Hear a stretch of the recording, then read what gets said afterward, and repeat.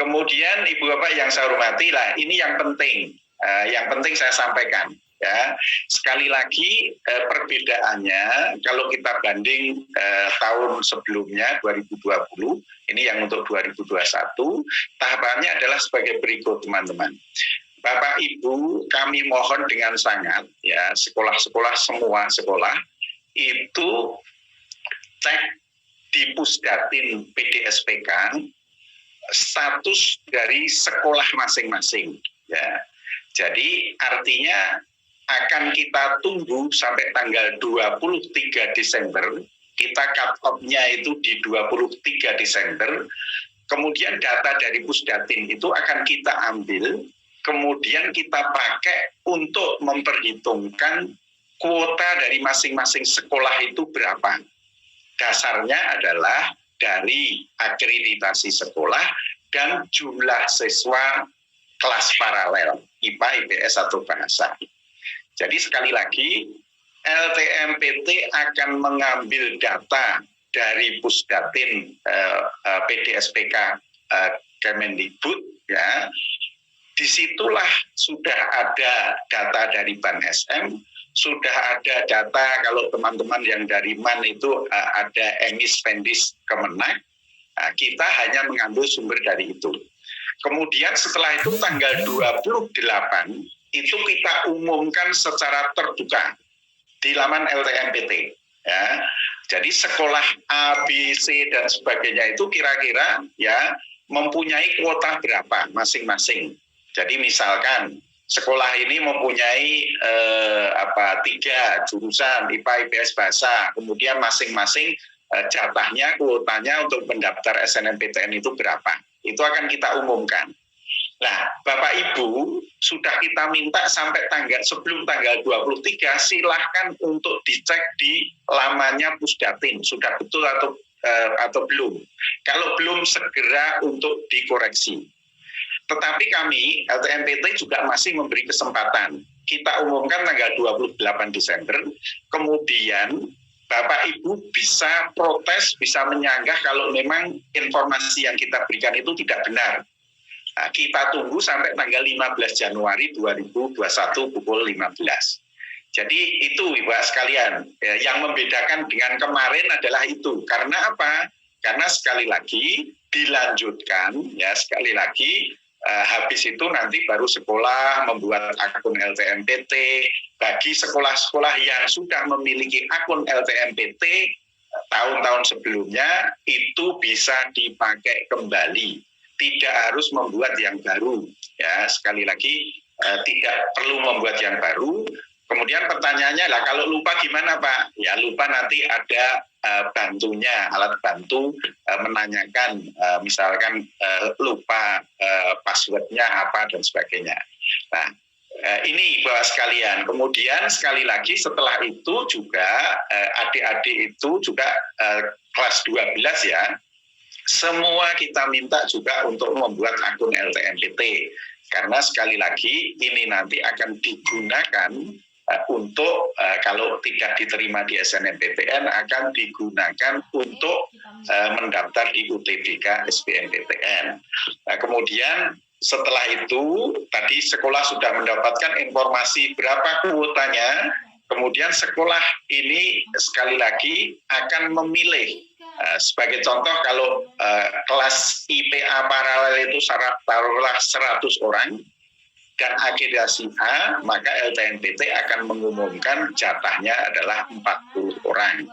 Kemudian 40 orang itu siapa saja, itu silahkan, itu sekolahlah yang menentukan. Karena sekali lagi, ya walaupun kita ada guide-nya agar juga tidak ada masalah dengan orang tua dan sebagainya.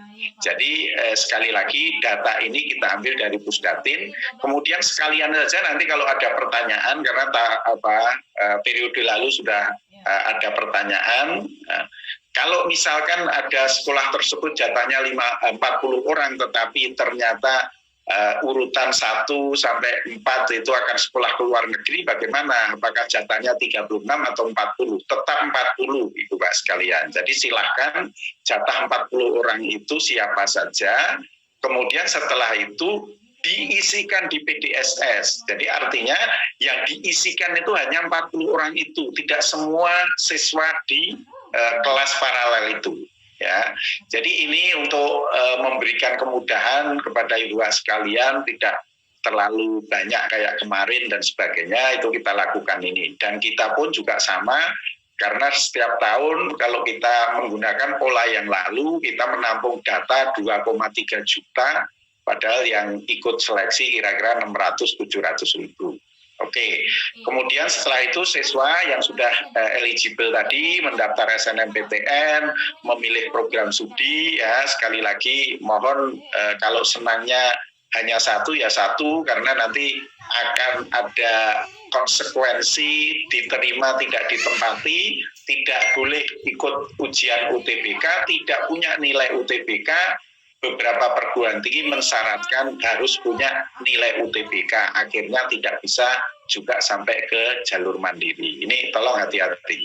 Kemudian setelah itu bagi prodi yang mempunyai area seni dan bidang seni olahraga, mengunggah portofolio, kemudian setelah itu kita akan melakukan seleksi, kemudian kita umumkan. Ini nanti jadwalnya kita sampaikan di belakang. Kemudian setelah itu daftar ulang. Nah ini kira-kira SNMPTN seperti itu ya, Ibu Bapak yang saya hormati. Nah kami itu juga masih memberikan informasi agar Bapak Ibu di sekolah-sekolah itu tidak banyak diskusi dengan orang tua. Jadi sekali lagi bahwa pemeringkatan siswa dilakukan oleh sekolah yang pada dasarnya memperhitungkan nilai mata pelajaran sebagai berikut, sama dengan yang kemarin Ibu sekalian. Jadi kalau IPA berarti mata pelajaran apa yang diperhitungkan, IPS, bahasa, SMK dan sebagainya. Ini masih sama dengan yang kemarin ya. Kemudian Ibu Bapak yang saya hormati, pertanyaannya adalah, Pak, nanti kalau dibuntutnya itu artinya kalau 40 tadi nomor 38 sampai 43 itu nilainya sama semua, gimana Pak? Kayak gitu. Nah, ini sekolah dapat menambahkan kriteria lain berupa prestasi akademik dalam menentukan peringkat siswa bila ada nilai yang sama. Silahkan dibobot matematik lebih tinggi ya boleh, kalau tidak ada prestasi akademik yang lain itu kita serahkan sepenuhnya dan kita memberi kepercayaan partisipasi kepada sekolah ya.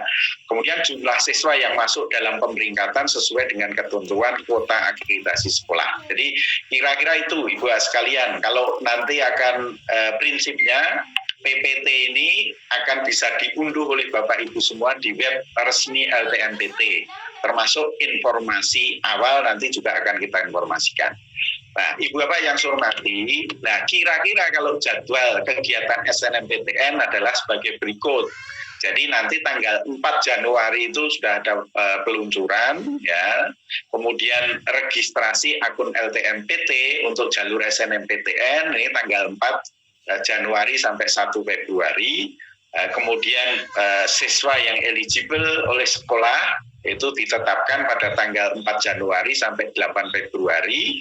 Kemudian yang eligible ini diisikan oleh sekolah di PDSS tanggal 11 Januari sampai 8, kemudian pendaftaran oleh adik-adik ya, oleh siswa 15 sampai 24, kemudian pengumuman SNMPTN kita laksanakan insya Allah tanggal 22 Maret 2021. Jadi artinya tanggal 22 Maret 2021 itu adik-adik yang melalui jalur SNMPTN itu sudah mendapatkan nilai ini.